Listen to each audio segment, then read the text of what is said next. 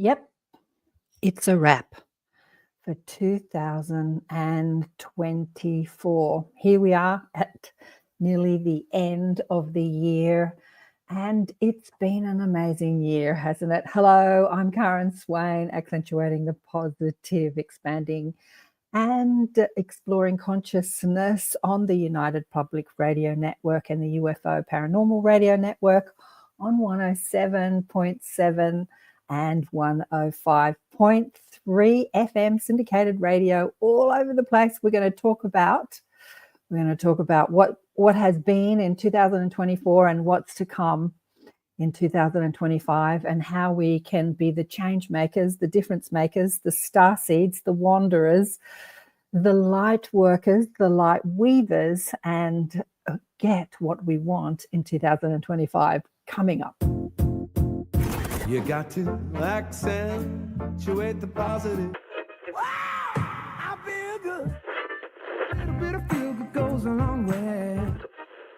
You're listening to Karen Swain, teacher of deliberate creation, accentuating the positive, showing you a way to a better life. Accentuating the positive, it's not just fad, it's sanity. Who in their right mind would accentuate anything else? Clap along if you feel like that's what you want to do.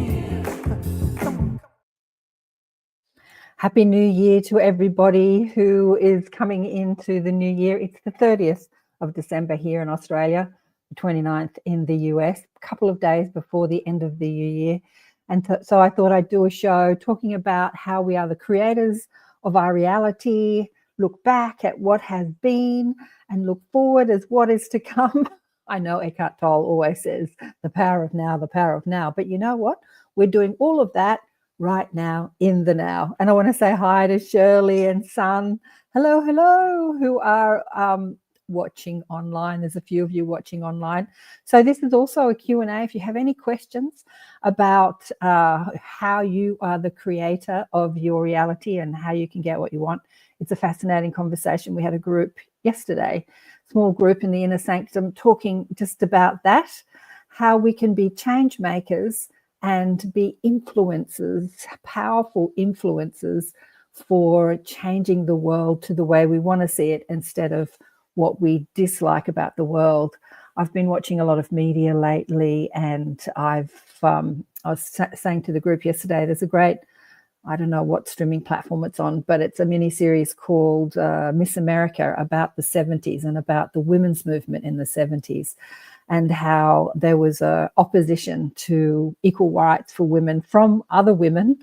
And fascinating to see how people are struggling to make change in the world, more equality, more unity, more peace, more love in the world, and how they go about getting what they want. And watching this on television, most of us, and you'll see it across the world on all the news platforms, most of us, when we look out into the world, and we see what we don't like, we get up in arms about it and we get really angry about it and we scream and yell and shout and say, no, I don't want this. I want change. I want something different. But in fact, to be a powerful, deliberate creator of your reality, pushing against what you don't like just holds it in place. The laws of the universe govern this way. What you resist persists. So this is personally in your life, but also globally. And as I was watching the show, I was saying to the group yesterday online, how many parts, maybe it was a 7-part miniseries, I watched the whole, maybe it was 4, I can't remember. But at the end, they were saying that, now what is it, Shirley, remind me again, the Reform Women's Association, the R, what was it, Equal Rights, the E, Equal Rights, ERA? You'll have to tell me. How they were ratifying, trying to pass this law for equal rights for women in the 70s and the 80s, to have women to have equal rights. The Women's Lib movement, it was called. But there was so much dissension in the ranks. There was so much anger at how women didn't have equal rights that, do you know, it took the ERA, thanks, Di. Just remind me what it stands for. The Equal Rights Association, is that what it stands for? Equal Rights Associations, yeah. There was so much pushback against what was so unfair that, do you know, it took up until 2018 for this law to be passed in some of the states in America. I don't know about the rest of the world, but as we look out into the world, in different countries, women still do not have equal rights. Here we are moving into 2025, and globally, we're still not seen as equal in religion, in many governments, and many societies. So how do we create more unity and equality and in the world, but not just for women, for everybody? How do we change the world from going from dominance and fear and control to unity and peace and love? Well, this is something I want to talk about, as well as looking back on the year that was and looking forward to the year that's going to be. I was having a chat with my daughter, who was with some people on Christmas Day, and she said that many of them were non-binary, and if you didn't use the right pronouns, they got really angry if you said she and he instead of they. I know this is a big topic across the world. And that anger, I can understand that they have something that they want to change in the world, but we're just so used to the way it's been. Isn't that just it? We're all used to the way it's been. That change comes slowly when you're so used to saying she or he, and then you've got to change your paradigm and change your mind and say, no, it's not a she or a he, it's now a they. Or we don't even have the language to define somebody that's non-binary, that doesn't associate or identify with being male or female. And so we have to find language. But when your head is not used to it, we make mistakes and they get angry. And, there's the angry vegans and the angry this and the angry that. But anger is not an energy that's going to change the world. Anger is an energy that creates stuckness in the world. So when you get angry at what you disapprove, you actually throw energy at it and you expand it and you make it stay there. So how do we change things without pushing against what was? This is the question. It's about your vibration. It's about looking forward and putting more energy into what you want to create instead of pushing against what you don't want. Most of us do that. We complain about it. We go to counselors about it. We need healing about it, and we talk about it incessantly. This isn't right. We go to doctors and we say, I don't want this, I don't want this, I don't want this. But we rarely look at what it is we do want, because what we don't want sometimes completely overwhelms us and takes all our attention and our focus. I remember years ago, I was with a couple of girlfriends, and one of my girlfriends had left her husband. And so we're cooking dinner, just the three of us. The kids are sort of running around the house somewhere. And the three of us are talking about this dilemma that she's going through, as you do, women getting together, talking about their problems. And she kept talking about what was wrong in her relationship. What was wrong? What was wrong? What was wrong? And I kept asking her, well, what do you want? And she looked at me like I was an alien, like I was crazy. What do you mean, what do I want? Let me tell you what's wrong. And I kept asking her that question. But what is it that you want? And it didn't compute in her mind, because she hadn't actually thought about what she wanted. She only thought about what she didn't want. And so from that, she left her husband and went to her girlfriends and complained about everything that was wrong in her marriage. But when we sat down to dinner, after asking her at least half a dozen times what she wanted, I insisted, how do you see your life? What is it that you prefer? What is it that you want? And she had to really think about it, because all her attention had been on what was wrong instead of what she wanted. Long story short, she got back with her husband, actually. She got back with her husband after a hiatus of leaving him and looking for what she really did want. But what she found, that she really did love being married and married to him. And she sort of did a lot of work around that. So what is it that you want to see in your life, both globally and personally, in 2025? I know you want to see change, but what does that change look like? Maybe you want to see change in your own life, in your body, or in your life circumstances, or in your finances. Maybe you want to see change in the way things are governed and the way systems operate. What is it that you want to see in your life? Can you visualize that? Yeah, Shelley says Equal Rights Amendment was the Equal Rights Amendment. Yeah, at the end of the show, it said that one of the states in America only passed it in 2018. It might not even be passed in all the states in America. I don't even know if it's passed here in Australia, but equal rights. So visualizing what you want is a really powerful thing. And when you do visualize what you want and you put energy behind it, it can become a really powerful manifesting tool, both globally and personally. Esther Hicks from the Teachings of Abraham says, one person connected to the stream of pure positive energy, which is the stream of consciousness of who we are as source energy, which is a stream, a force, a source of pure positive energy. One person connected to that in joy and in love and in excitement and in peace is more influential than thousands who are not. So you can have thousands of people out on the street screaming about what they don't want, and one person that's in peace visualizing what they do want, and that person's much more influential and powerful than all the ones that are in resistance. So this is the challenge for 2025, regardless of what happens to you personally and in the world. Can you stay in that place of peace and love and acceptance and joy? It's not always happy. 20 years ago, I went and did an Abraham cruise in 2004. Was it 2005? Anyway, it was the end of the year 2004, beginning of 2005. And I remember coming away from that cruise and coming home and thinking, wow, this is so easy. All I have to do is be happy, and then everything will come to me. And gee, their famous last words, being happy when stuff is happening around you that you disagree with is not the easiest thing to do. It's possible, but it's not the easiest thing to do. So here was I thinking, God, this is so easy. All you have to do is be happy, and everything you want comes to you.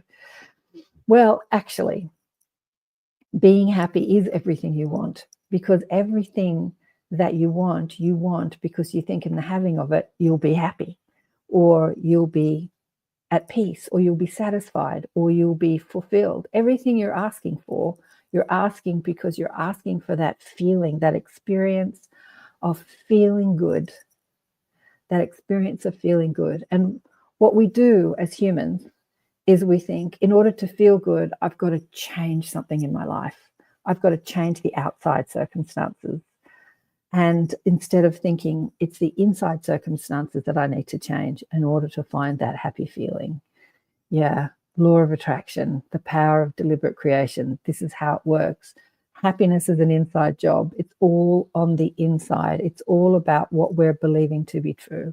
And people will say and argue with you, yeah, but how can you be happy when you see these terrible things happening in the world, when you see the injustice and the trauma and the devastation and the loss? How can you be happy when that happens? Wow, that's a question, isn't it? How can you be happy when that happens? That is the question of life. I was also watching another thing on a streaming network recently about the tsunami that also happened 20 years ago, the biggest tsunami in the world, which was in the Indian Ocean that devastated most of Asia and Thailand and Indonesia. And it's a comprehensive, I think it's called Tsunami if you look for it. It's a comprehensive 4-part miniseries which goes through a lot of the devastation from a lot of people that took video as it was happening.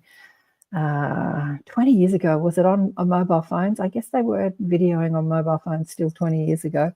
But and they pieced together this, and watching the devastation, it is sad. I was crying, make no mistake. I was crying while watching it, but also watching the people find each other. There was a young family that went to Thailand on holiday, mum and dad and the 2 boys that were swept away in the waves and then separated. All of them were separated. And the one brother that was being interviewed was thinking that he had lost his whole family. But when he found his little brother alive, the elation that they felt, oh my God, it's going to make me cry.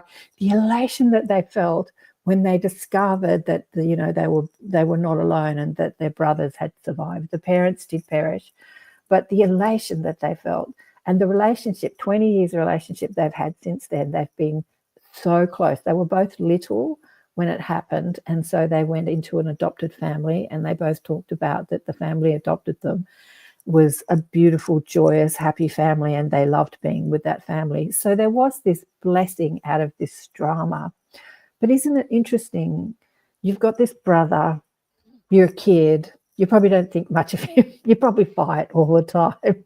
You probably hate each other, actually, jealousy and competition for your parents' love. And then a tsunami happens, like this devastation happens.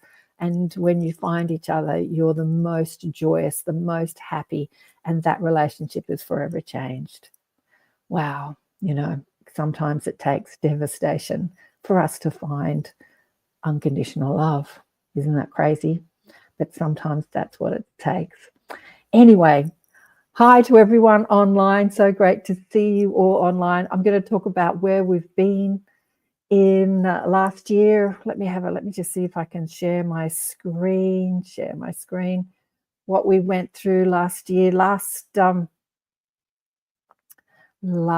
we go. Last week we had the angels online, and I want to give a message from the angels today as well. And we've had healers and messages of love. What have you thought about the shows over the last year? I started on this network, on the United Public Radio Network and the UFO Paranormal Radio Network, right at the beginning of the year, about 3 weeks in. The first show, actually, with my friend Kristen, talking about her life. I've known Kristen probably for about 8 years, and we talked about her coming on the show. And she said, I'm not ready. She joined the group, and a couple of years into the group, her husband died. And then she went through the death of her husband and all sorts of things. She works at IANS and helps put on IANS, the International Near-Death Association conferences, and she's an amazing person. So she was the first person that came out on the United Public Radio Network. And then her healer friend, Debbie, was the next person, who's an amazing person. And of course, the fabulous Michelle DeRoche was my first live guest, because those two shows that started on the network were actually recorded shows. I recorded them, and I was so nervous. I was so nervous at the beginning of the year to go live again. I'd been live many times. I started on radio probably 16 years ago, on live radio, and was live on radio every Saturday for 5 years, and then went off live radio and was just podcasting and recording. And I did that probably for about, 10 years. And then when I joined the network, I was talking to Michelle, and she was like saying, this is a live show and you're going to go live and press all these buttons and do all these things to make it happen. And I was so nervous. Anyway, so Michelle came on and held my hand and also shared her story. She was my first live show. So thanks, Michelle. She's got a couple of shows on the network. And then we had Jeff Selva, The Rising. He's in contact with the ETs, and that was a great show too. He talked about how the ETs, the grey ETs actually, are teaching humanity, if they want to listen, about ascension and consciousness and enlightenment. Like classically, when we think of ETs or grey ETs, we have been so conditioned to think that grey ETs are evil and they want to get us and what's the word, abduct us and do experiments on us. But actually, Jeff came with a completely different story about what the grey ETs were doing for humanity, teaching us about enlightenment and the power of mind and the rising. He called it the rising, while all the same time helping us with our DNA, helping us change our DNA so that we can hold more consciousness and be more powerful creators. I've had so many people on the show talk about the grey ETs and their power of mind, the things that they can do with their mind, the way they can manipulate matter. We're talking about being deliberate creators and manipulating matter, like I want to change my life. I want this, I want that. As humans, we're all sort of mostly self-focused. I want more money, I want more health, I want more love. But they've moved beyond the selfish desires. They work more as a collective mind.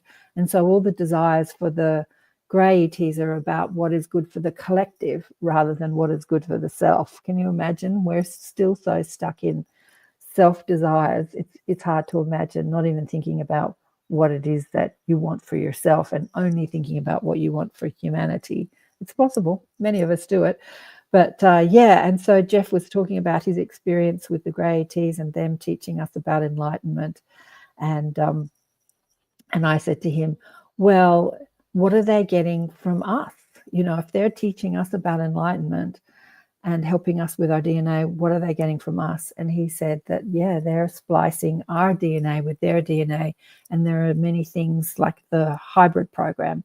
There are many things that they want from us, like our emotional component, because as they evolved the mind and the intellect, they lost a lot of that emotional component. And so they're asking for that back by splicing our DNA, creating the hybrid program. They're creating a new race, a new form of human ET that has more of that feeling emotional component online. Anyway, that was a fascinating show. And then Michelle Dado-Millen, The Power of Activism, which is a documentary that came out about 6 Australian activists. One was a schoolgirl, a Muslim schoolgirl who was talking about climate change. One was a shark girl who wanted to save the sharks. One was talking about consciousness, which I had never seen in an activism sort of documentary before, that there was the consciousness component. And there were many. Anyway, it's a fabulous movie, and Michelle is the director and the creator of that. So I suggest you check that out if you haven't. It's called The Power of Activism.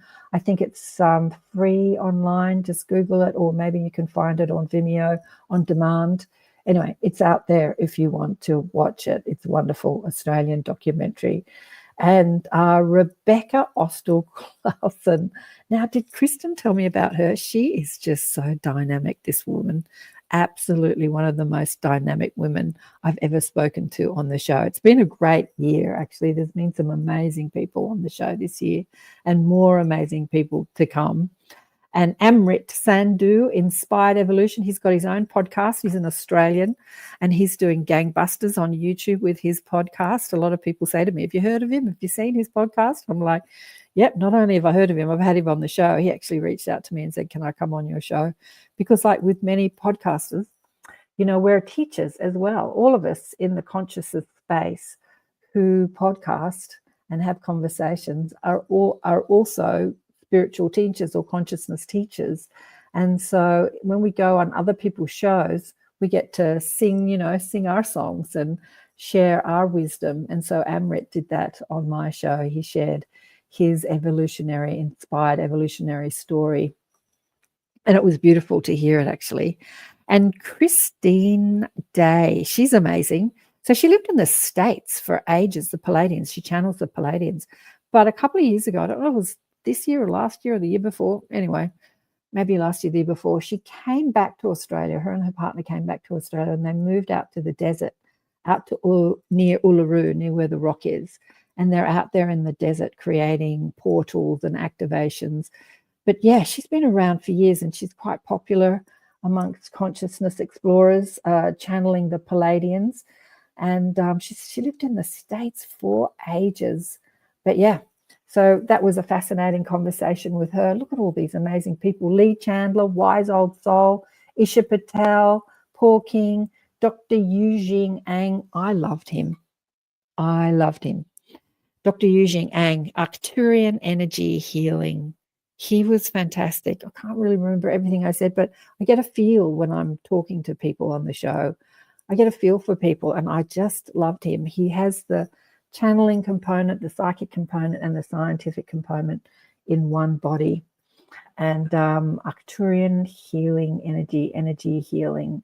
Yeah, I'd like to have him back on the show, actually. And of course, the fabulous Sandy, Spirit Speaks. We did a few shows with Sandy. Sandra Marie, who is a medium, and we spoke to it was around the time of the Trump shooting, actually. But in Australia, there was a terrible thing that happened in a big shopping centre just up the road from me. A big, expensive shopping centre in an expensive part of, area of Sydney. Sydney is one of Australia's most populated cities, probably the most populated city. And this man with a knife went and stabbed 18 people, killing most of them. So we spoke to a few of those people, the Dead Speak, Bondi Junction stabbings, and we spoke to the guy that was killed during the Trump rally. One of them, was there anyone that was killed? I know there was a few wounded. I can't remember how many died, excuse my ignorance. But the guy that was killed, one of the guys who was the one with the young family, I think he was a firefighter. Anyway, he was fabulous to speak to on the other side. I want to tell you, when tragedy hits, like some of the people killed in the Bondi Junction stabbings, when Sandy found out that there was this young, gorgeous woman who had a baby and they were both stabbed and the mother died, she burst into tears. It's tragic, right? It's really tragic. But when you speak to them on the other side, they're not in their tragedy. They're not upset that they're dead. They're just not. They understand that it was all part of their soul plan. They understand, in fact, that there is no death and that we're never separate. Even the mother with the baby, I suppose the baby who was too young, only a few months old, maybe 6, 8 months old, 10 months old, I'm not sure how old the baby was, who's not talking yet, who hasn't lost her psychic ability. Even though mum's left her physical body, that baby has full communication and contact with mum, who's on the other side. And so the baby is not grieving the loss of its mother because it's still with those psychic faculties, is in full relationship with that person. But wouldn't that be amazing if we were all like that? Wouldn't death be a different story if we maintained that communication and contact with our loved ones after they'd left their body? It wouldn't be such a tragic story. Anyway, this is something I talk about a lot in my practice and on the show. So Sandy and I got together and had a few shows talking to the dead, Spirit Speaks, and they were fantastic. And then we had a few people asking questions, asking for little messages from their loved ones. Sandy's an expert at that. I'm not such a person who does the messages from the dead people. I can, but it's not really my job in the world. There are other mediums like Sandy and other who have that more expertise as contacting your dead relatives. They look at you and they can see the dead relatives around you. Even if I use the word dead, they don't even like me to use the word dead because in our vernacular, dead means gone, perished, sad, it's all these connotations around being dead. But when you speak to the dead or to spirit, they're more alive than they've ever been. They're just full of love and light, just full of love and light. So, that was a fabulous show. And Prageet and Julianne didn't end up coming on the show, the Stargate experience. I went up there to the Blue Mountains. They came out to Australia to do these activations. They have a huge following across the world, these people, and it's really amazing. The people that came to the Blue Mountains, which is just outside of Sydney, to be a part of the activations, we basically just sat in meditation for days and did these activations through our meditation. They came from all over the world. And they're getting huge gatherings of people. After the Blue Mountains, they went out to Uluru and did more activations out there. And Catherine and Mick Turner have just put on a big cosmic consciousness conference out in Uluru. I'd love to hear about it. So I tell you who I loved this year too. I loved Heidi. Heidi was the whale and dolphin person. She's worked with Joan Ocean, who's now in her 80s now. She's one of the pioneers of people talking about the intelligence in our oceans and how highly evolved the whales and dolphins are. And she's been swimming with them all her life. And Heidi's made many documentaries with Joan Ocean, and she also has her own business taking people out to meet the whales and dolphins and to tune into the consciousness. There are plenty of places in the world that you can go, and my daughter does one of them, take you out whale watching or whale swimming. But can you communicate with these magnificent animals as you're swimming in the oceans with them? You can actually even communicate just sitting in meditation, sitting in your bed or sitting on your couch. you can communicate with the consciousness of whales and dolphins, and they are a highly evolved species on this planet. We think as humans that we are the most evolved species on the planet. I beg to differ. I reckon that you are live. Oh, thank you. It's just telling me we're also live on Odyssey. I reckon that the whales and dolphins are more highly evolved than humans in many ways. So speaking to Heidi was beautiful. Tell me who your favorite was this year. I tell you who I loved also, Judith Collins. Now, who told me about Judith? Oh, Samuel Chong told me about Judith. So Samuel Chong is a Chinese American who had transcribed the book, the Thyova Prophecy or the Thyova Prophecy into Chinese. And he also promotes the wisdom from the book. And I've had Samuel on the show many times. So the Thyova Prophecy is a book about a French-Australian man who was abducted in the late 80s by 9-foot-tall hermaphrodite ETs that came from a 9th category planet. And they, when I say abducted, it wasn't traumatic for him in any way. They spoke to him telepathically before they abducted him. But when you're speaking to a human mind, you're not going to say, oh, I'm going to abduct you. I'll be there at 10 o'clock. What they said to him was, write a note to your wife and say that you'll be away for 4 days. And please don't worry, that you'll be perfectly safe, and you'll explain when you get back where you've been. Poor wife gets this cryptic note. So that's what he did. He wrote this, he had received this telepathic information and wrote a note to his wife saying, don't worry about me. I've just gone away for 4 days. I'll be back soon. I'll tell you all about it when I get back. Went outside, and then they picked him up and took him in their spaceship to their planet. And they gave him all this information. It's one of my favorite books, The Thyova Prophecy, about the history of Earth, how we all came from other planets, all the species, all the nationalities on Earth. They say that the yellow and the black people were the first humans on Earth before Lemuria and Atlantis, and then the white people came from other planets. It's one of the most fascinating books. In the book, he was given the insight that these 9th category planets, ETs, have. He was given the ability to read auras, to see the human energy field around people, and have that telepathic or that insight into who you are and what you're thinking and what's happening in your energy system. And he told me about Judith Collins, who's an Australian lady who lives just out of Sydney, about an hour and a half out of Sydney, that has been doing that all her life. And she's one of the most amazing people. She was just such a gem, she was amazing. She's such a humble woman. Her husband had just died before she came on the show, and she was not in grief at all because, just like I was saying before, she had the ability to communicate with spirit. So she had been basically nursing him for like 10 or 20 years because he'd been sick for a long time. And she was kind of happy that he was dead because she could still have a relationship with him, and now she didn't have to nurse him anymore because he'd left that sick body. Anyway, she just had no grief at all. She had this 50-year relationship in the physical with her husband, but she also understood that she could maintain that relationship after he'd left the physical.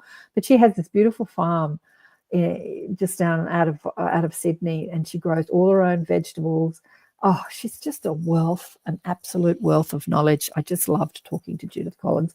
And yeah, Samuel told me about her because when he read the book, The Thyova Prophecy, and he heard about how you can see the human aura and the human energy system, he deliberately looked for people across the world who he could talk to, who could do that, and then talk to them about how they could do that. And he found Judith in Australia, and he even came out to visit her. He came out all the way from the States to meet Judith. So yeah, she's a gem. Craig and Julie McMahon, they just beautiful. So Craig McMahon has made so many movies. You can find them on YouTube and Tubi. Tubi is a free television streaming platform, TUBI. Life to Afterlife.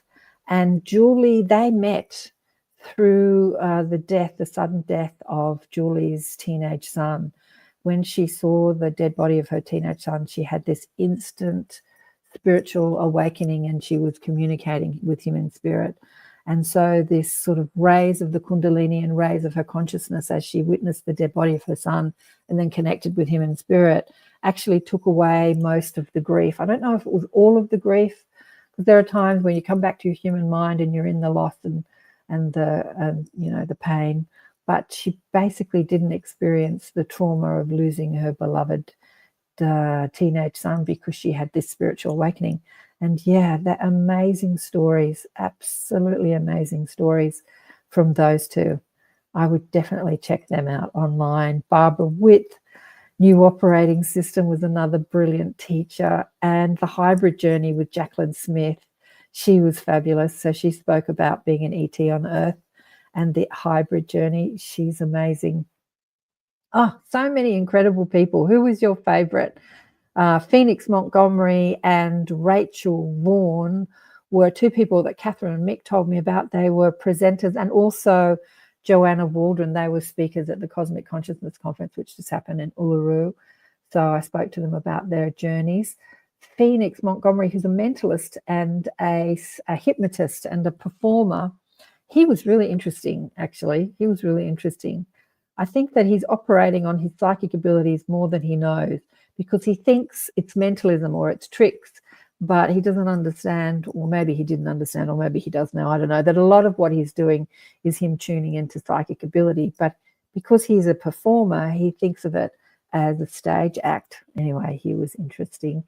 And Louise Charman James, Authentic Voice, another brilliant conversation. And Jonas, A Message of Love, Ken Lloyd, and of course Rachel last year. We've got more amazing people coming up. Sun says, great shows you have. Thanks, Sun. Amazing guest as well. Who would you like to see on the show? Because I am booking people in for 2025 now. And yeah, maybe there's somebody that you want to see on the show. I do have people, I've probably got about 50 emails in my inbox of people saying, please, please, please, please put me on your show. So I'm not short of people, but maybe there's some people that you want to know. Shirley often tells me about people that she likes. People often say, put this person on the show, put this person on the show. I want to talk to you about what's behind me. I'm not in my office today with the green screen behind me. I'm downstairs in the living room, and I've got these fabulous works of art above my head sent to me by Brad Mossman, who is an artist. He's an American living in Denmark, and he's the most incredible artist. And he sent me these. I know that my daughter says that one of them looks like a child's drawing, which is a drawing for people listening on radio. It's a drawing of the sun. It's just black and white. It's like black paint on a white piece of paper, just the sun as a circle and spikes coming out of it. And then underneath the sun are clouds with rain coming out of it. And up above the sun is a UFO. I love it. It's like, to me, it depicts, I don't know if this is what Brad meant, but he thought of me and sent it to me and said, oh, this is for you.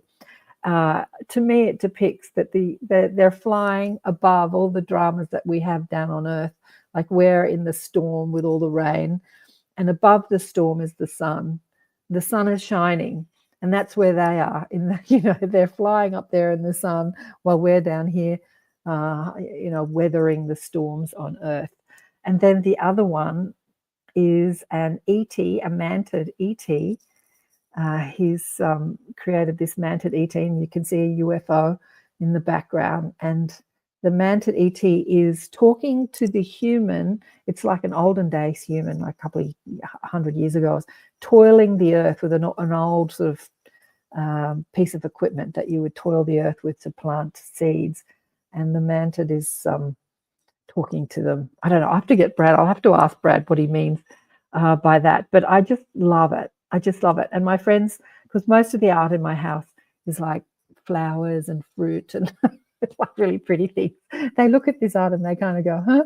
I don't get it. How come you've got that on your wall? And I said, I love it. It means so much to me. So I want to shout out to Brad for sending those to me. Let me see if I can find his Instagram. You should check him out on Instagram. He has the most incredible art. He, let me find you, Brad. Brady. He, He's more like a cartoonist. He doesn't call himself a artist.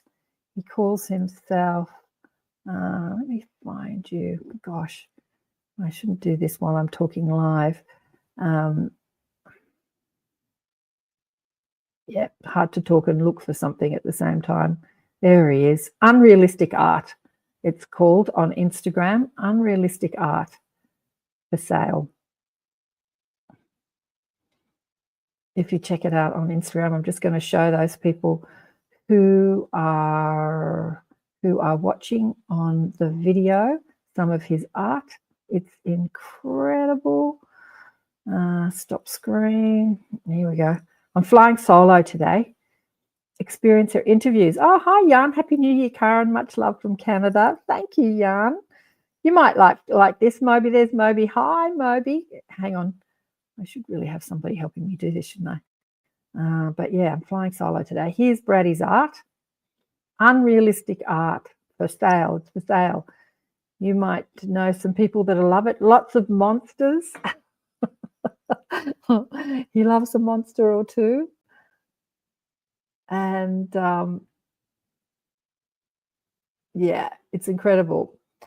He is, as I say, an American living in Denmark. There's a post of him in the paper in Denmark. I think maybe it's an American paper. Picture of him putting up small pieces.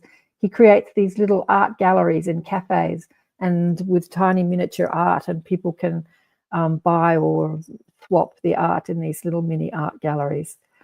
So I wanted to shout out to Brad and show people his amazing art, Unrealistic Art on Instagram. Let me have a look. Yep, and he's also painting skateboards. You should paint some surfboards too. If you were down under, you'd be painting some surfboards. Loves his cat. There's Brady and the cat. Anyway, it's a feast for the eyes. It's an absolute feast for the eyes. There's the little gallery, the little free gallery that he creates. I met Brad. He's a part of our Inner Sanctum tribe. So this year I haven't been too active in the Inner Sanctum. The Inner Sanctum is the online groups that I do. Every month I would put a guest teacher in the Inner Sanctum that you could meet. But this year, because I've been live on the United Public Radio Network and the UFO Paranormal Radio Network, and we're live and I can speak to you, the chat, I've not done any of the teachers in the Inner Sanctum. It's just been, we've had groups where we just come together. They're not recorded. They're not online. We just come together and chat about things that we want to talk about. And Brad, I don't know, when did Brad join the Inner Sanctum? A few years ago. And so when we put on the Inner Sanctum, it's in the afternoon in the States, it's in the morning in Australia, but it's like midnight in Europe. So he stays up late. What are you saying here, Moby? Haha, very playful and surreal, isn't it? Everyone. So what are you saying here? I recommend Jan King, also Yanni King, also Australia, started channeling Patar, a Palladian, after a UFO contact. She was more active in the 80s and 90s, but Patar is amazing. I have heard of Patar, Moby. I didn't think that they were still around. Is Yanni King still around? Let me know about that. And also, yeah, Jan, you were on the show this year, or was it last year that you were on the show? Let me have a look. Oh, yeah, you were on the show this year. You were the last person I did before I went on the net. I'll have to have you back. I'll have you back in 2000. There you are there. I'll have you back in 2025 because Jan, Experience Interviews, has his own show called Experience Interviews, and he interviews people from all over the world who have had experiences with, what am I trying to do here? With, stop screen, here we go. Let's see if I can share my screen with Jan. Share screen, there we go. Is this going to work? Experience Interviews. Here he is. Jan Gray, also known as Mr. Gray, a French-Canadian lifelong experiencer who hosts Experiencer Interviews, a podcast on YouTube, speaking with people around the world who share their stories and their own extraterrestrial and otherworldly experiences. Yeah, and you've been doing it now for a few years. I think this year your show started to really take off. I've watched this happen with Preston too. I watch this with people who are dedicated to this work of getting the message out there about who we are in our multidimensional reality and how we connect with our galactic neighbors. And of course, Preston, who has the Lightgate with Dolly on this network, was out there on YouTube for years, just sharing some of the stories that he has in his many, many books and plugging away week after week after week, working a full-time job and getting out there and sharing these. And then it started to take off. And I think that that's happened to you too, Jan, this year. It's just started to take off, hasn't it? Nice, he says. Yeah. Shirley says, hi, Jan. So it's great to see you guys out there doing the work. But yeah, I'd love to know more about the Patar. I have heard of it, the Patar channelings, the 80s and 90s, might not still be around. Yes, so where are we? 11:15. I've never been on the live show by myself for an hour and a half. Here I am talking for an hour and a half. And I'm usually quizzing a guest. So this is a new one for me. There was somebody that tentatively said that they were going to be on the show, but I didn't get that organized. I thought, no, I'll talk about the year behind us and the year moving into the year ahead. Guys are yakking online. They're talking to each other. Yeah, what do you want to see in 2025? And put your questions, what you want to see, in the chat. I'd love to hear about what it is that you're looking at that you don't like and what it is that you want to see in the world. The 3 laws of deliberate creation or manifestation or law of attraction are ask, orchestrate, allow. This is from the Esther and Jerry Hicks, the Abraham teachings. Of course, The Secret came out in 2006 as a DVD, and then it became a book. And they changed it to ask, believe, receive. Same thing. But when we look out into the world and what's your take on the recent drone phenomena? I'll get to that in a minute. We did talk about it in the last show, actually. I'll talk about that in a minute. But yeah, when we look out into the world or we look out into our lives and we don't like something, there is an asking that happens all the time. We're asking. That Abraham Hicks would say that we are constantly asking. Every cell of our body is constantly desiring and asking for nutrients and oxygen and chemicals. And so the asking process is innate in our process as humans.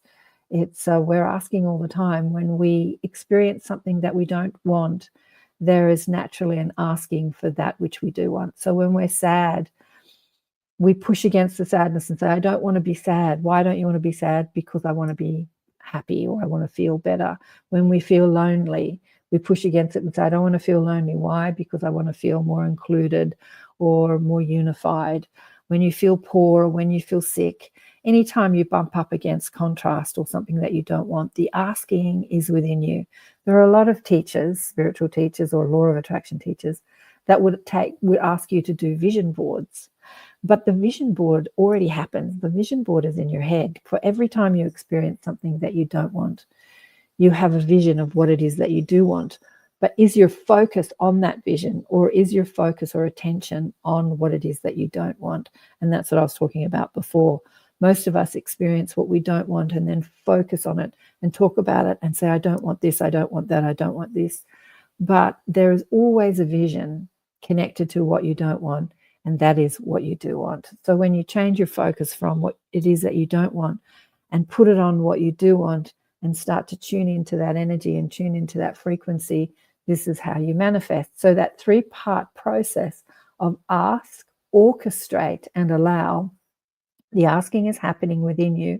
The orchestration is the brilliance of the energies of the universe, which have been identified as a law of attraction. Like attracts like energy attracts like energy. Thought attracts thought. It's all this magnetism throughout the universe. The magnetism of the universe is a far greater scientific conversation than just talking about what it is that you want and don't want. But that orchestrating power, that infinite orchestrating potential, infinite orchestrating power, is the power of what people call God or the angels or a law of attraction or the unified field of infinite probability and possibility. It's happening all around us. But how do we play with this unified quantum entanglement, this quantum field? We play with it through our thoughts, through mind, through emotion, through tuning into the frequency of that which we want to see. And that is the allowing process. So that is the third step of the manifestation process, is when you tune into the energy that you want to experience. You tune in. People talk about jumping timelines, that before we insert ourselves into the earth experience, we have designed all these different probability timelines, all these different experiences that, depending on what trajectory we're on a separate timeline. I've had many people on the show talking about timelines. I had one woman on the show who, whose name escapes me, I'll have a look in a minute, who said that she was madly in love with this man that she dated when she was young, and he broke up with her, and she was determined that this was going to be the man she was going to marry. But when they broke up, he was absolutely determined that she wasn't going to be that he was going to marry. So she said she jumped timelines. Instead of being sad about how they'd broken up, she visualized a life with him, being married with him and being happy. And that happened. Now, can we manipulate somebody else? No, because maybe he stayed on the timeline, or that personality stayed on the timeline where he wasn't married to her, but maybe there was another timeline where they were married. So creating realities, people often talk about timelines, jumping timelines. There is a probable reality somewhere in the cosmos, in the universe, in the ether, in the unified field that is exactly what you want. And when you focus on it, when you put your powerful power of attention or power of focus or power of mind on that timeline or on what you want to see, you jump timelines. You manifest what you want, what you want to live. Love that timeline thing. Thanks, son. Now, Moby, what am I saying here? What are you saying here? I'm struggling to discern between my ego's desires and my divine asking. I still have the belief that suffering is needed to learn or to become more compassionate. This is such a great question. Thank you for asking this. So the ego's desires, I want to say something about this too. The ego was designed for you to experience a human life by your higher self. So a lot of spiritual teachers, Eckhart Tolle being one of them, he's a magnificent spiritual teacher. Don't get me wrong, I love him. But a lot of spiritual teachers will say, get rid of your ego, because that ego is the part of us that creates the illusion of separation. So separate to what? Separate to each other, separate to love, separate to everything that we want, separate to our soul, separate to God. Like when we are in suffering, we're feeling separate. We're feeling separate to love. We're feeling separate to our power. We're engaging in thoughts that make us feel limited and powerless, which is not the truth of who we are. But in order to have that experience, we had to invent a mechanism that enabled us, as an extension of source energy, as that pure, positive, powerful potential, creative potential, we had to have an experience of the illusion that we were not that. So the ego was invented, and then the higher self, when electing to come into a physical life experience, designs the ego according to what the soul wants to experience. So by saying I'm struggling to discern between my ego's desires and my divine asking, that's such a great thing to do. All asking is divine, really. Whether you're asking for a Ferrari or asking for enlightenment, it's divine, because you're creating an experience. And from source energy, God or your higher self or your collective soul complex or your group soul or whatever you want to call it, your guides or your angels, are never, ever judging you for what you're doing here on earth. because you as a soul are experiencing what you want to experience, and the ego is all part of that experience. But when you have a desire because you want to fulfill a lack that you feel, that is definitely the desire of the ego. For the soul never feels lack, because the soul is unified and one with all that is. But the soul has the desire to experience. So the soul might have the desire to experience that lack. And so where do we separate the soul desire and the ego desire? Maybe that ego desire of feeling separate to love and then wanting that whole fulfilled in our life is the desire of the soul. So the two are not exclusive to each other.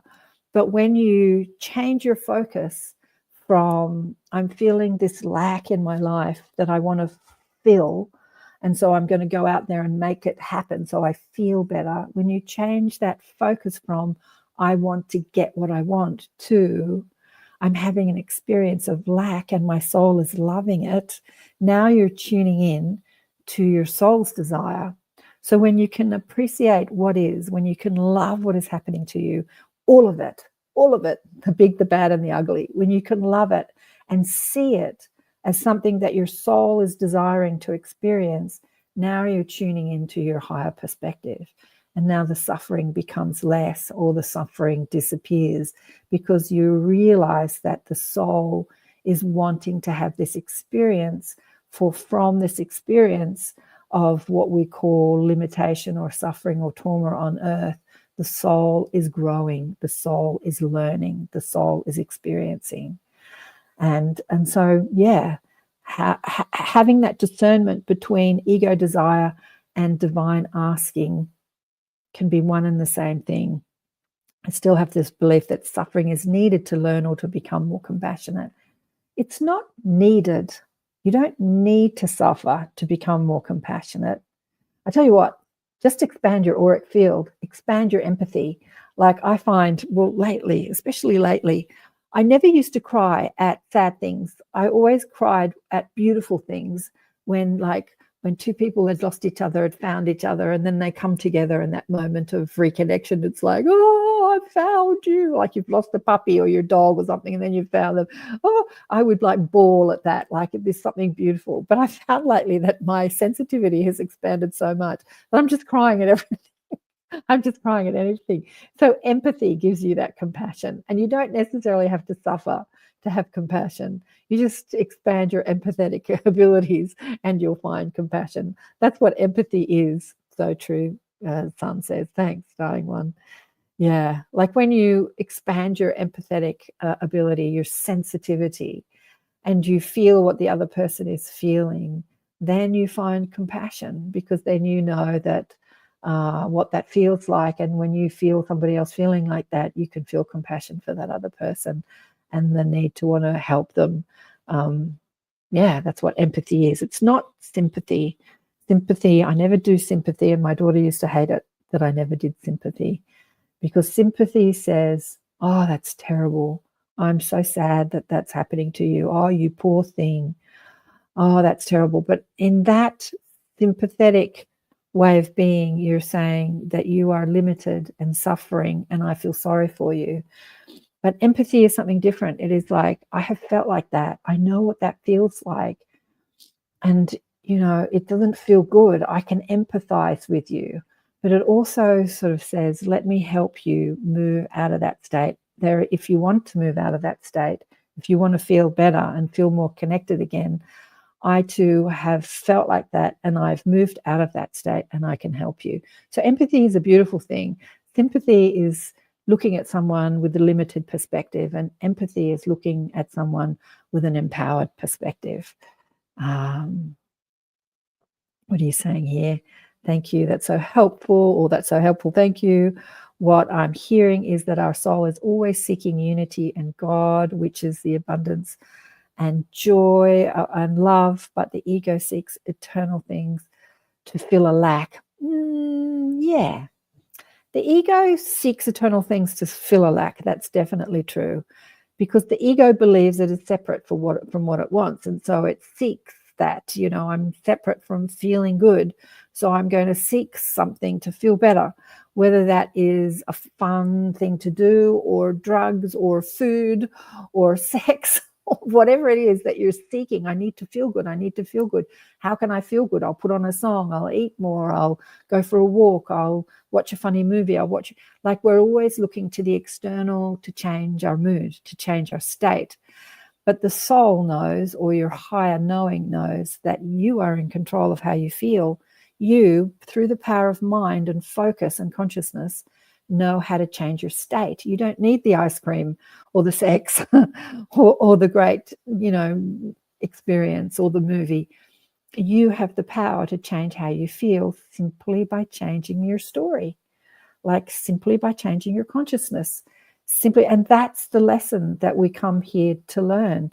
We spend lifetimes not understanding our power of deliberate creation. And we're not creating stuff. We're not creating the physical world. We're actually creating the internal world.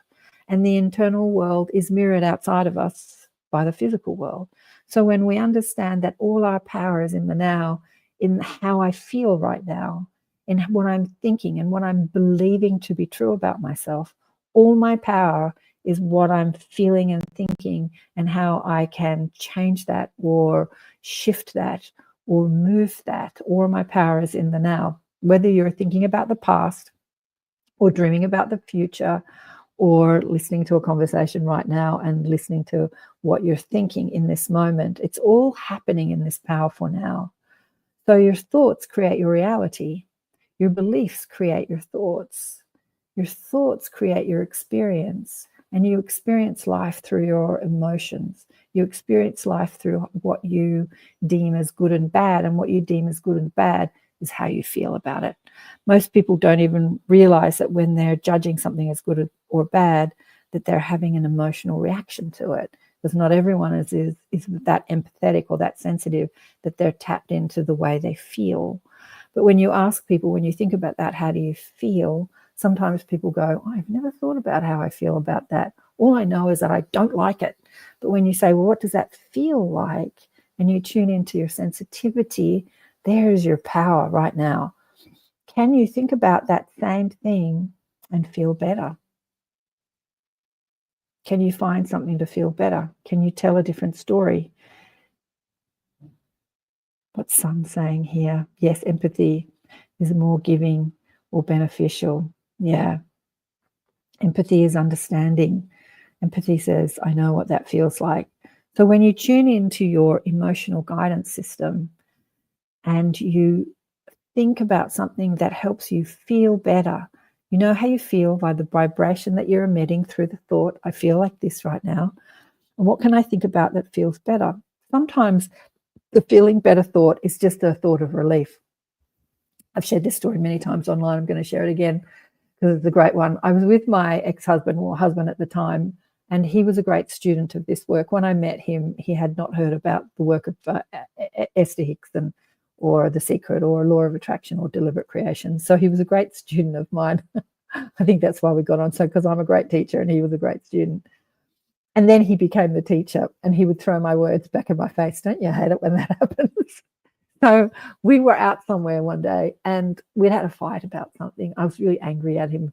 And I was in my head, in my story, I hate the way you do this. And why am I married to you? How can I be with such a loser? Like, I'm really in my head with my story.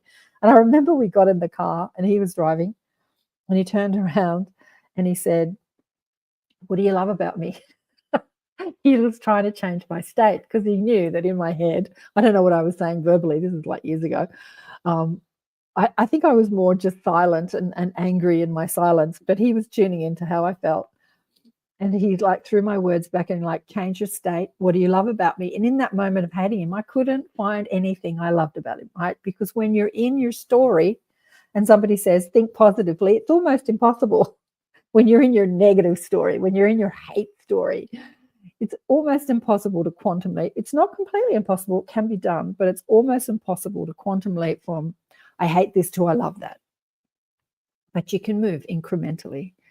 So I thought, Damn, he's thrown my words back in my face. The student has become the teacher. What do you love about me? He said, oh, okay, I'm going to do this. I want to stay in my story. I want to be right. I want to be right about how everything is wrong, but this is not serving me. It's not serving anyone around us, and it's not serving him. So change your state. And the next thought was, well, I like the fact that you're driving, because if I was driving right now, I'm so angry, I'd probably crash the car.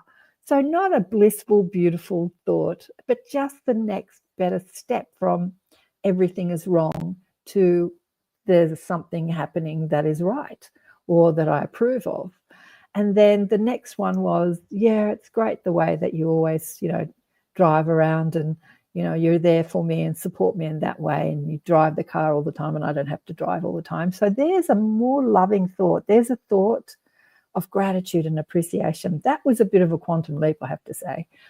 But once you reach that gratitude, what you can appreciate about the situation that you're in, what you can appreciate, once you find acceptance, you can find gratitude and appreciation quite easily from acceptance. Anger is actually not a very low emotion. There are much lower emotions than anger. It's quite easy to get out of anger into acceptance. And once you move up that emotional scale into acceptance and gratitude, then you can move so easily from that place of appreciation into pure love again. And so that quantum leap from I hate you, I'm married to a loser, I'm going to leave you, all that stuff that you think, to, oh my God, I love you so much, was quite easy. But it does take focus and work, because it's so easy to stay in the story that we feel right about, this, that we justify. We can feel right about this story, but how does that story feel? Moby's laughing. Son's laughing. There's only a few of you online today. I know it's the end of the year, probably out doing everything. Moby says this is pure, this is super practical and what I needed to hear right now. Thank you so much. Yeah, thanks for tuning in. This is what I do as a teacher of deliberate creation. I teach you about your power of focus and power of mind. And I have to say, I was talking about that fabulous guy, Jeff Selva. I think I might have him back on the show too next year, because I really liked Jeff. He's been doing the rounds on many different podcast shows. You can find him all over the place. This is something that the Greys were teaching us about enlightenment, about our power of mind and power of focus, and how with just a little effort and a little work, we can absolutely shift our reality. When I was a young single mom, my daughter was like about 4 or 5, or she was very young. I was struggling financially, and I knew about all this stuff. Knowing about it, reading about it in books and knowing about it, like when you read a book and you read something that your heart knows or that your soul knows, it just feels like pure truth to you.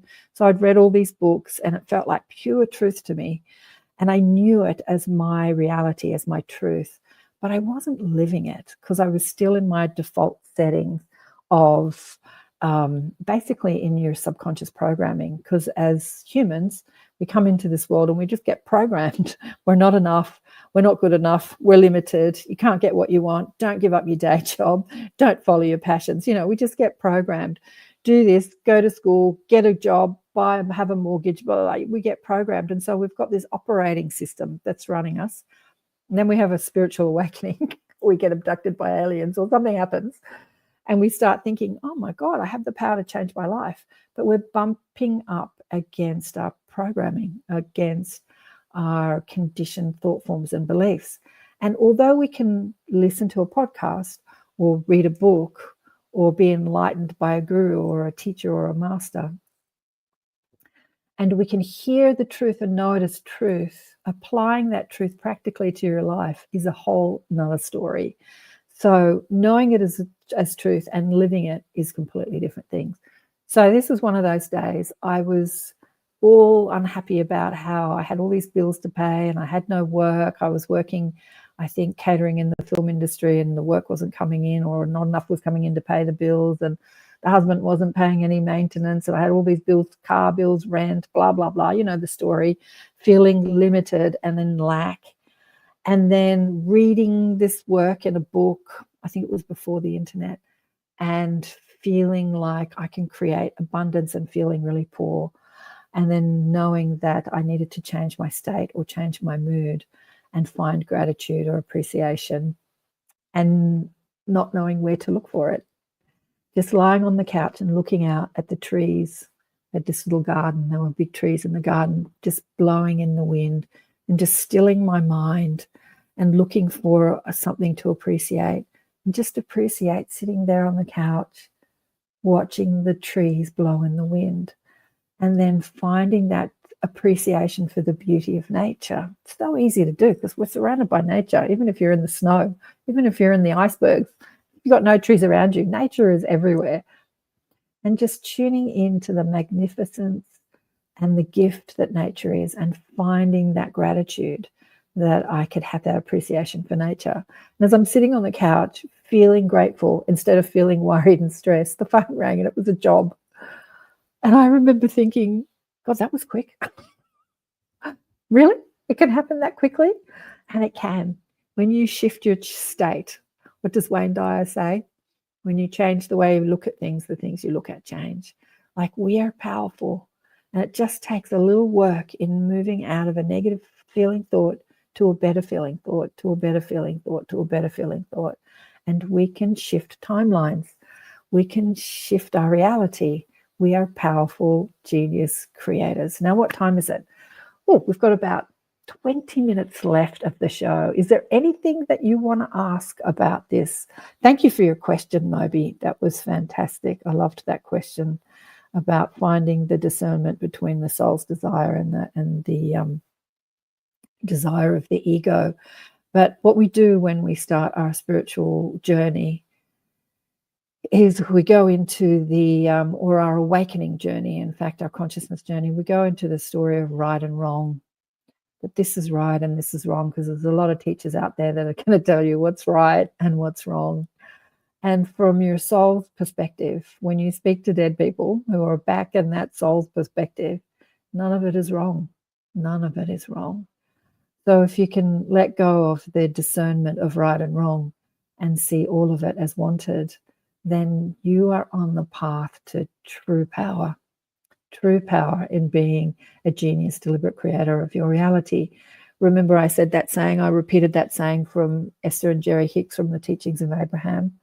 One person connected to the stream of pure positive energy is more influential than thousands, than millions who are not. So when you can look at life through your soul's perspective, I'm laughing because there is a beautiful spiritual teacher who was embodied for many years, who passed away probably about a year ago, called Michael Tamura.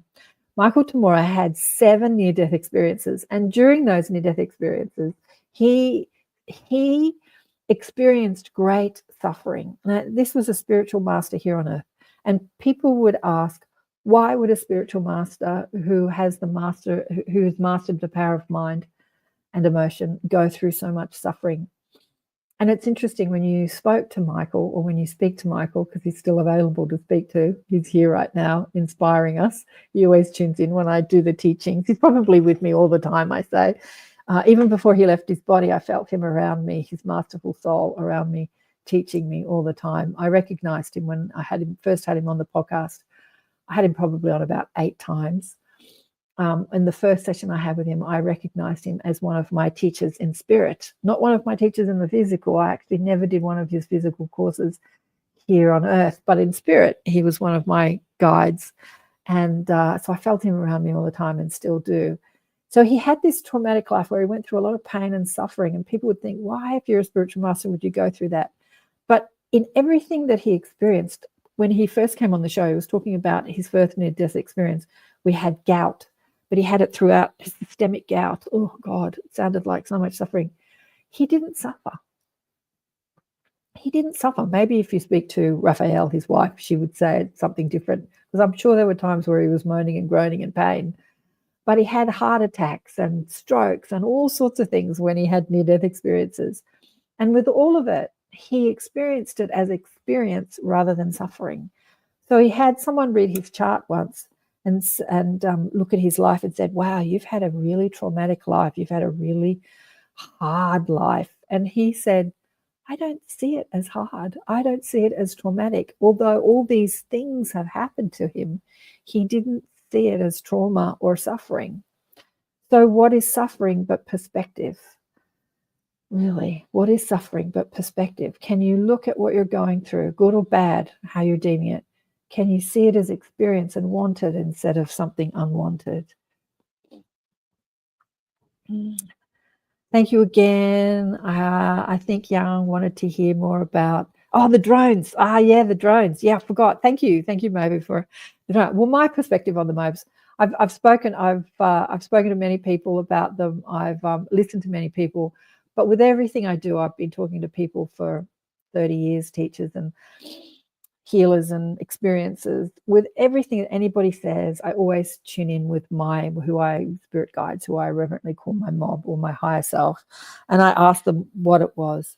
And they said, for the most part, it is human made. They don't go into too much detail about why. So the lady I had on the show last week, who was the angel lady, said that there are military drones looking for something that has been lost, some weapon or something that's been lost, and they're looking for them. That was one of her stories, and I'm sure that is the truth. And there are many stories coming out, and as humans, we love to say either or. We love to say, is it the aliens or is it the humans, back engineered technology?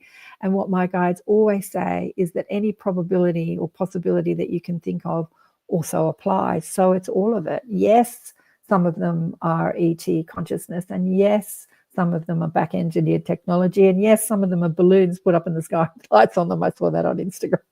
And yes, some of them are just, people playing with their drones. It's all happening.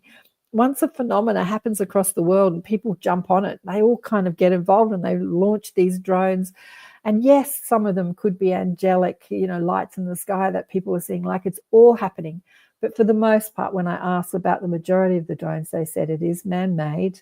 Some of it is really heightened technology that is not known by the mainstream world. It is back-engineered technology. Because when I asked them about the orbs that you see, I posted a couple of, shared a couple of them on Instagram, of those sort of orb-looking lights, they said what you're witnessing there is a back-engineered technology, and that orb sort of light is the energy field. You're looking at an energy field that is surrounding the craft, and that energy field is appearing to you as an orb, which was something I didn't know. That was something the mob told me, the guides told me, because I said, surely the orbs are the ETs, and they said, no, for the most part, they're actually man-made, back-engineered technology. And what you're witnessing as you see this flashing, changing light is the energy field. You're looking at an energy field. And I was like, wow, that's fascinating. And then I started thinking about, God, there is technologies that human has, that's in our hands, that is not out in the public. That is so amazing, because it has been given to us by our galactic neighbors, by our ET friends. It has been given to us. Many of the downed craft that have happened over the last 70 to 100 years has been purposeful, because the ET, our cosmic neighbors, has been giving us their technology. Not all of them. Some of them actually crashed, but some of them were sort of staged so that we would gain that technology. I had Susie Hansen on the show a few times, and she talks a lot. So Susie Hansen is a New Zealand woman who's an experiencer, and Jan's had Susie on the show, haven't you, Jan, if you're still listening, Mr. Gray? And she talks about a lot of the technology. And I remember I went to see Susie talk when she came out to Australia a few years ago, and she was talking about the technology. And one of the apparatuses that the ETs gave to humans was a handheld about the size of a brush, or a remote control, like a thick remote control, a handheld device that you could put over the body, and it would not only x-ray it, it would show the different blood vessels, and you could change the settings, and you could see blood vessels, and then you could see nerves, and then you could see ligaments, and then you could see bones, you could see all the different things. So it was like this multi-purpose x-ray, handheld x-ray device. And she said that has come out as that's in operation now in hospitals. and that was given to us from the ETs. And I was watching a thing on YouTube yesterday, like new inventions or technology, and they actually showed that. It was a thing on YouTube that I watched. It was showing cars and drones and all sorts of things, but it showed this handheld device looking, x-raying the body and showing all the different things inside the body. And I thought, oh, that's what she was talking about. But I asked Susie, I said to Susie, now hang on. So I'm somebody who's done, now what time is it? I've only got 10 minutes to go. I've got to watch the clock. I'm somebody who's done a lot of, healing workshops when I was younger and developed my psychic abilities. And I have the ability to x-ray the body with my consciousness, right? They call it, what do they call it? Remote view or medical intuition, they call it. You can look inside the body with your psychic ability. Surely if I was taught that as a human, the ETs know how to do that. Why would they develop a technology that does that when they can do that with their consciousness? And she said to me, oh, they didn't develop this technology for them. They can do that with their consciousness. They developed that technology for us.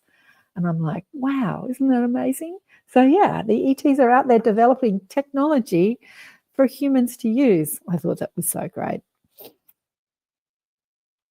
Yeah, what are you saying here? Whoa, that's straight out of Star Trek. Amazing. I know. I was reading an article before I came online today about how, beam me up, teleportation is becoming a reality. Teleportation. And I was thinking about it before I read the article, actually. They weren't talking about teleporting physical objects or people, which will become a reality. I heard Deepak 30 years ago. I heard Deepak talking about how that would become a reality one day. But they were talking about they were teleporting particles. But then I thought about it and I'm thinking, here I am streaming to you all across the world on syndicated radio, on the United Public Radio Network, and the UFO Paranormal Radio Network, get the station ID in 107.7 and 105.3 FM. Here I am talking to you all across the world, and it is happening through teleportation. There is information traveling outside of time and space and being delivered to you. I'm sitting in my lounge room in Sydney, Australia, and you're listening or watching me on the other side of the world, or maybe somewhere in Australia. That is actually information that's being teleported in the quantum field and happening simultaneously. It is amazing, but we are already utilizing teleportation through our internet systems and mobile phones and television. It's already been utilized, but this article was more about not just information as in media like radio waves or visual or movies, but other particles they were talking about. I didn't finish reading the article actually. But yeah, we are moving into a new world. All the way in Canada. Yeah, I've got a few Canadians online today. I've got you and Shirley and Jan. Where are you in the world, Moby? Oh my gosh, not going through TSA security and red-eye flights would be amazing. Wouldn't it be amazing? I have a memory of being somebody that knows how to teleport. And I had a past life, not regression, a past life memory come to me. And in another life, I don't know if it's future or past, they're laughing at me as I say that, because it's in a more evolved, it's in the past, but it's in what we would deem future. I know that sounds crazy, but it's in a time where it's actually on Earth, it's a life on Earth, where the technology was much more in heightened than what we have here now. And I was involved in teleportation. I don't know if I invented it or if I maintained it or if I was just using it, but I do have a memory of that. Eye scan memory too, yeah. Oh, Moby's in California. Yeah, fantastic. So what do you want to see happen? I'm going to leave you with this as we've got 7 minutes left of the show. What do you want to see happen in your life personally and in the world globally? Maybe there is a political party that you love or hate, regardless of your judgment of that. What do you want to see happen? I know what I want to see happen. I want to see the old systems crumble and new systems rise up, especially in our education system, our transport system, the way we propel our vehicles, the food systems. I want to see change in all those areas. I think that's actually on the ball, on the cards, change in all those areas that's happening. But humans don't normally, back to your question, Moby, humans don't normally change easily. There's usually some sort of trauma that needs to happen for humans to really change. So next year is a year 9 numerologically. It is a year of evolution and change. I understand the 9.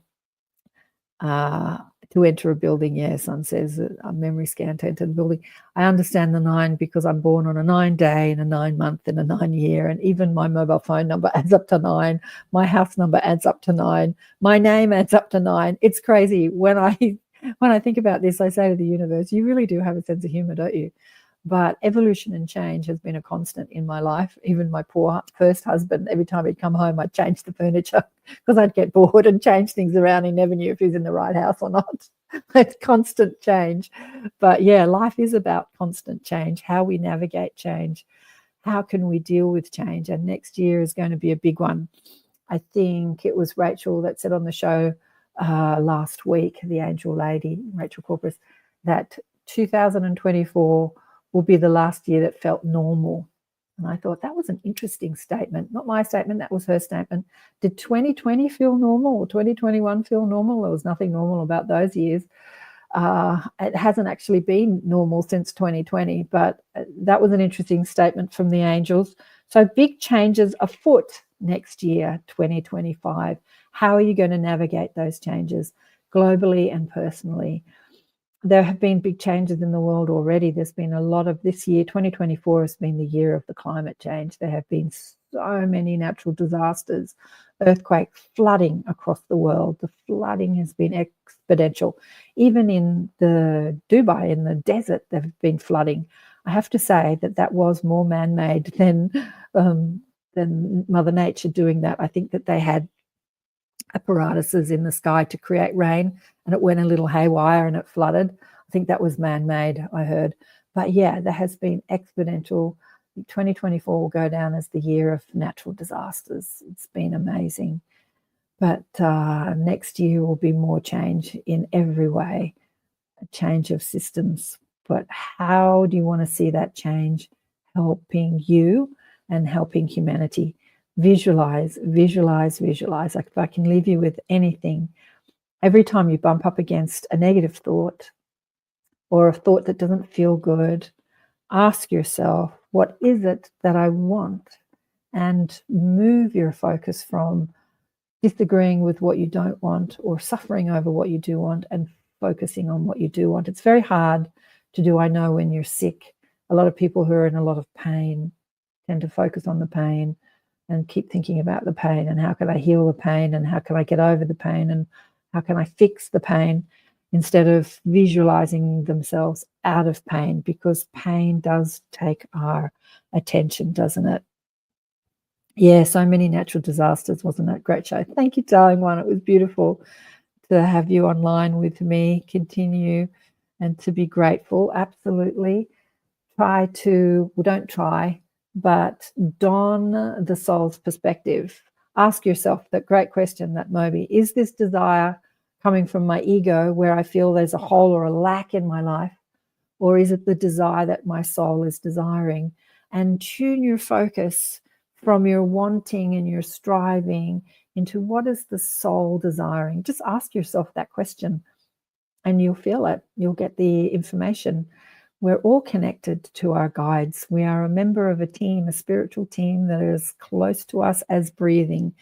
In fact, this is the message from the Team Books by Frances Ray Key. I might get Frances back on the show next year, who channeled 4 amazing books called the Team Books after her mother died in 2010. And the team that channeled through Frances to deliver this information says, you're never alone. You're not even operating as one person. You are a member of a team, a spiritual team that is as close to you as breathing. And some people call those spirit guides, and some people call that higher self, and some people call that galactic consciousness companions, and some people call it, I irreverently call it the mob. But we are a member of a spiritual team. We are never alone. The illusion of aloneness is the experience that we can have as humans on earth, but we are never alone. We are a member of a spiritual team, and that consciousness and intelligence is constantly flowing through us and to us. So when you have a question like, is this desire coming from my ego or is it coming from my higher self? You will receive the answer instantly. Instantly. All guidance is instant. So this is something that I do with my courses. I teach you how to connect to that exalted guidance. What have we got left? We've got 1 minute left. And yeah, here are the messages from your soul and your higher self. Thank you, everybody who's been listening to the show. Great to be with you this year. Next year is another exciting year. Let me know if you have some people you want to see on the show, or if you indeed want to come on the show and have a conversation with me. It's been wonderful to be with you all. We are never alone. We are never alone, Moby. Thank you so much for this stream, for a wonderful year. Thank you. Thank you, everybody that's been tuning in, and to all those gorgeous people in Canada and in the States and all over the world, in Australia and New Zealand. And I will be back in 2025 with more wonderful shows. Big love to you all. Bye for now.